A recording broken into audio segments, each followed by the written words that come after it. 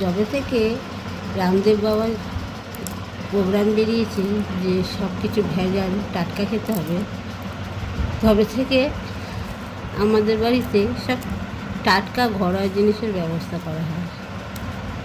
সব রকম জিনিস চেষ্টা করি নিজের হাতে বানানো। যেমন ধরুন লঙ্কা, এই যে লঙ্কাগুলো এনেছি, এগুলো কিন্তু কাঁচা লঙ্কার সাথে মিশছিল। যেগুলো পাকা পাকা টাইপের ছিল সেগুলোকে আমি এভাবে রোদে ফেলে শুকিয়ে মুচমুচে ভাগ করেছি, করে এটাকে মিক্সিতে গুঁড়ো করে নেব। তাতে কী হবে, বাইরের খরচাটাও কমবে, আর সলিড টাটকা এখানে সলিড টাটকা লঙ্কার গুঁড়োটাও আমি পেয়ে যাব। কেননা সবসময় তো কাঁচা লঙ্কা সব জায়গায় দেওয়া যায় না, অনেক রকম কাজের সময়, রান্নার সময় গুঁড়ো লঙ্কারও প্রয়োজন পড়ে। তাই আমি বেশ খানিকটা লঙ্কা এইভাবে বেছে বেছে নিয়ে, পাকা লঙ্কা শুকিয়ে নিয়েছি, নিয়ে আর এইভাবে বেছে নিয়ে এবার গুঁড়ো করব। বাঁচটা বললাম না, আমরা সব ঘরে এখন ন্যাচারাল বানিয়ে খাই। তাই দেখুন, শুকনো লঙ্কা শুকিয়ে বোটা ছাড়িয়ে মিক্সিতে এবার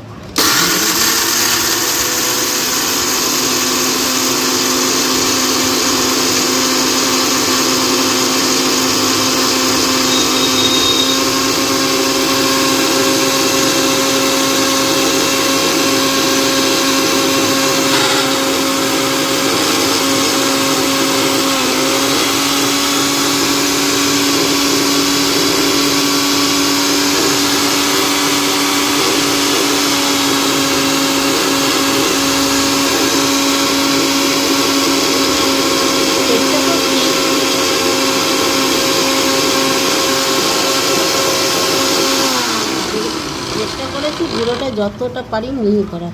যদিও হয় না মিক্সিতে সেরকম মিহি, কিন্তু আমার সংসারের কাজে ব্যবহৃত হয়ে যায়। এই যে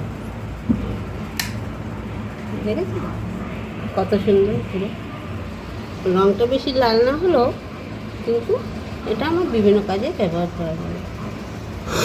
ঘরে তৈরি শুকনো লঙ্কার গুঁড়ো, তাও কি কাঁচা লঙ্কা থেকে লাল লঙ্কাগুলো বেছে নিয়ে শুকিয়ে এইভাবে গুঁড়ো করে নিয়েছি। বাজারের ভেজাল আর খেতে মানা করা হচ্ছে, কেননা শরীর ভালো না, অসুস্থ, ডাক্তাররাও বলছে বাইরের জিনিস খাও। তাই নিজেরাই বানিয়ে নিচ্ছি। শুধু আমরা এই খাবারই নয়, এইগুলোই নয়, আমরা খাবার দাবারও সব রকম জিনিস এরকম ঘরেই বানিয়ে নিই।